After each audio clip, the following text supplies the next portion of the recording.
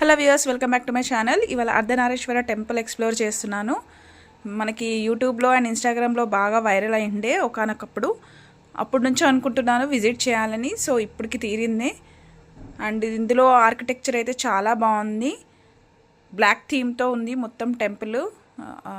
మనకి ఇక్కడ చూడండి, త్రిశూలంతో ఐస్ డిజైనింగ్ లాగా ఎంత బాగా పెట్టారో పైన మనకి గోపురం దగ్గర కనిపిస్తుంది కదా మీకు. ఇదైతే చాలా బాగుంది. అండ్ అర్ధనారీశ్వర దేవుడి విగ్రహం చూస్తుంటే కూడా చాలా మనసుకి హాయిగా అనిపించింది. అర్ధనారీశ్వరుడు అంటే శివుడు తనలోని సగ భాగం తన భార్యకైన పార్వతికి ఇచ్చాడు. అలా శివుడు అర్ధనారీశ్వరుడు అయ్యాడు. మనం ఇది పురాణాల్లో ఆల్రెడీ విన్నాము. కానీ మనకి ఎక్కడ శివుడు అర్ధనారీశ్వర రూపంలో ఎక్కడ కనిపించాడు. ఏ టెంపుల్లో కూడా అలా లేదు. కానీ ఈ టెంపుల్ ప్రత్యేకత ఏంటంటే శివుడు అర్ధనారీశ్వర రూపంలో మనకి దర్శనమిస్తాడు.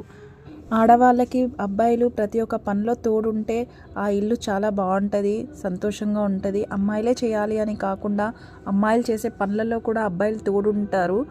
ఈ మధ్యకాలంలో అయితే అలానే అందరూ హెల్ప్ చేసుకుంటున్నారు. వైఫ్ అండ్ హస్బెండ్ ప్రతి ఒక్క పనిలో ఇద్దరు కలిసి చేసుకుంటున్నారు. అలా చేస్తే మనకి దేవుడు ఇచ్చిన సందేశం అర్ధనారీశ్వర అన్న రూపంకి అర్థం ఉంటుంది.